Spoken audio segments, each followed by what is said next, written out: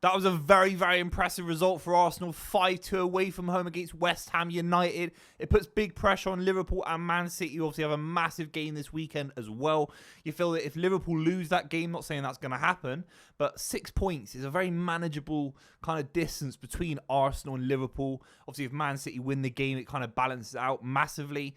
And I think Arsenal have gone right under the radar for a lot of people in the last few weeks. Obviously, the result against Sporting Lisbon was huge. Nottingham Forest, they've got Fulham, they've got Manchester United coming up as well. They're sneaking into a Premier League title race in a way that I think a lot of people kind of wrote them off a few weeks ago. The big one is obviously Martin Odegaard. He was running the game for 72 minutes. Absolutely outrageous how good this guy is. He is the most important player for Arsenal, and I'm going to be completely honest and say I never quite saw it. I never quite saw the amount of hype that he got. Honestly, I didn't. For a couple of years, I said, yeah, of course, he's one of the best players in the league. But that kind of world-class ability to dictate things, to create things out of nothing, to make everyone around you better, to make everyone around you more fluid, more dynamic as footballers. He is world-class, truly world-class. World-class through and through. Some of the quality on display today was absolutely outrageous. Obviously picked up a goal for himself as well. We're going to break down all the goals, 7 in the first half. So there's so much about how poor West Ham were defensively. And it does allude to a little bit where maybe Arsenal, if they lose their concentration a little bit, I mean, West Ham probably didn't deserve to score 2 goals on some level because it was an out-of-the-blue free kick and an out-of-the-blue kind of ball through. But Arteta looked at that and in the second half completely shut up shop, managed the game in a way that I think maybe Arsenal weren't able to a few weeks ago when the results weren't going their way. 5-2 and then a 0-0 in the second half is a very, very professional performance from Arsenal. Gabriel scores what is the inevitable Gabriel corner from Saka, header, goal. He must be scoring so many goals in the last 3 or 4 years from that kind of swinging in ball from Bukayo Saka. It's absolutely embarrassing defending from West Ham, but Gabriel in the box must be one of the most lethal defenders in modern football. It's absolutely outrageous. The second goal is where the game's killed.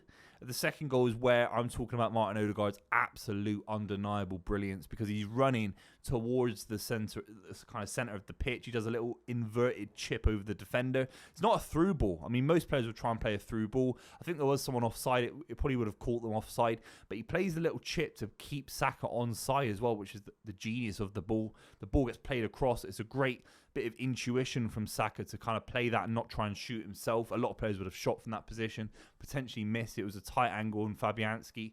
And to play it into Trossard, who tucks it home, that was unbelievable from Odegaard. That is why football is so beautiful, because one player can unlock the door against 6, 7, 8 players and make 2 other players in that Arsenal side look unbelievable. The ball, it's all about the ball from Odegaard, the assist for the assist. It's absolutely genius. It is. It really, really is. 3-0 to Arsenal. Saka gets brought down. Odegaard takes the penalty. It's a terrible challenge from Paqueta. And at that point, you think there's no way that West Ham are getting back in this game. Lopetegui in the stands, not even on the touchline for this one. He feels remote. He feels completely distant. I feel West Ham are in a world of pain. Their owners would have been embarrassed by that. There are ways of losing to Arsenal, but you feel 5-2. It's not improved since last season, really. And then only a couple of minutes later, I think it's Odegaard again who springs this beautiful ball around the corner, completely cuts off the West Ham midfield, the West Ham defence. I think it's Paqueta who loses the ball again. He was really poor in that game, I felt. I really did. And then ultimately, Kai Havertz gets the ball. It's a beautiful little finish from him. I actually thought he was going to miss it, to be honest. He always seems a little bit clunky in these positions. Not as intuitive as other strikers in that kind of position. But he does bury it in a very, very nice way as well. 4-0. The 2 West Ham goals come out of nowhere. It's a great ball from the West Ham midfielder, Soler. I've not seen much of him this season, but that ball was absolutely outrageous. Wan-Bissaka continues his fine form, despite how relatively poor West Ham have been. Wan-Bissaka has been absolutely electric. It's a great finish near post as well. It's a cute finish. I mean, Kevin Phillips would be proud of that. You know, Robbie Fowler would be proud of that kind of cute little finish in the box. But it's from Aaron Wan-Bissaka. Absolutely outrageous. And you can see Mikel Arteta pulling his hair out. He can't believe what he's seeing. He really cannot believe what's going on. 4-2. And then to be fair to Arsenal, they stretch it. I mean, The ball gets played in for the corner from Bukayo Saka again, and Gabriel gets punched in the face like it's at Alexander Usyk against Tyson Fury. I mean, it's absolutely crazy. VAR obviously had to intervene to double check there. Double check if anything had gone wrong. The guy had been punched in the face, and the referee was 3 meters away. Obviously, should be able to see that. It's obviously nicely taken. These are all the goals. Second half, Arsenal completely managed the game. They made 5 substitutions. The rotation of the likes of Ethan Nwaneri coming in, Raheem Sterling, Gabriel Jesus.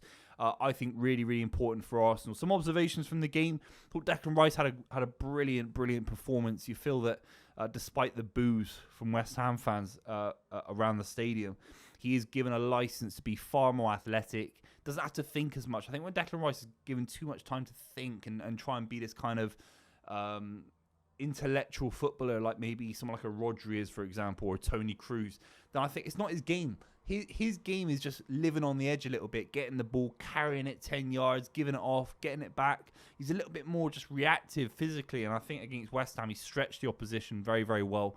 And I really think he needs someone behind him, whether that's Jorginho or Partey. They can be rotated. Obviously, Partey didn't feature in the game today, but Jorginho is a great little player for these kind of games. He'll be massive for them.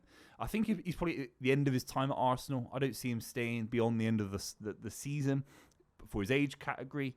But if you can get him every other game in the Premier League, in the Champions League, he might not have the physicality anymore for high-level quarter-final, semi-final games. Maybe not. Thomas Partey will probably be used there a little bit more. Maybe Marino as well. But ultimately, for these kind of games away from home for Arsenal in the Premier League, he can definitely control, dictate, and allow the likes of Odegaard and allow the likes of Declan Rice to get on the ball and be a little bit 5 yards, 10 yards, 15 yards up the pitch. Absolutely electric. It was a massive, massive result for Arsenal because I think they enjoy being in the kind of the area of the Premier League table where they're not top.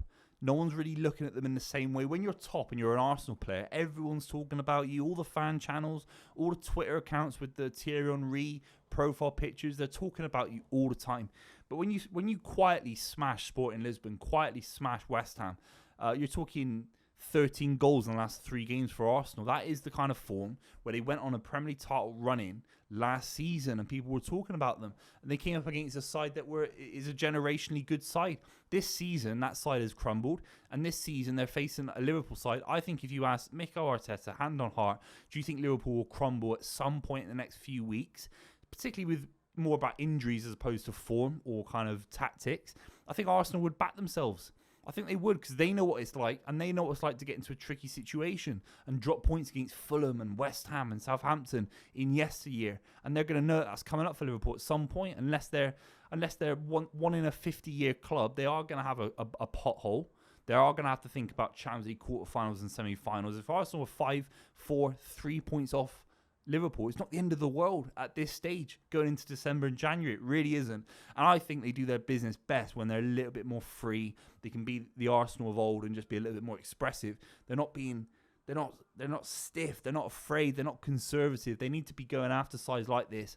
Even if they concede a couple of goals, that's just the nature of the Premier League these days. You're always going to concede goals. You're not going to see the kind of Jose Mourinho, Chelsea, shut up shop version of football as much as you used to, in my opinion. It's a lot harder. You have to just go out and attack. And I think that's what Arsenal have been good at for the last 4 or 5 years. Whatever you say about Arteta, some of the free-flowing football has been absolutely electric. And that's why he's been linked to Man City, because he was an offshoot of Pep Guardiola. In the last 6 months, you could argue they were so stiff, so negative, Arsenal. It's not really right. And it's not really how they're going to progress as a side. You've seen them in the last few weeks open up. It's down to Martin Odegaard. He's an absolute genius.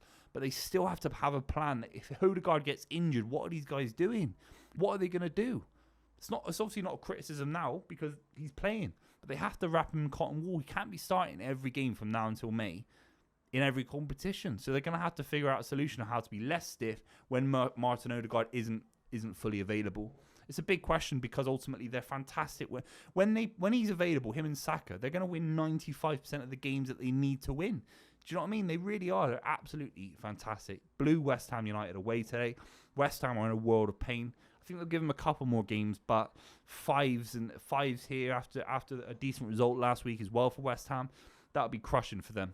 Let me know what you think in the comments down below. Obviously, make sure you subscribe. Tons of Liverpool versus Man City content coming out, and I'll see you very, very soon.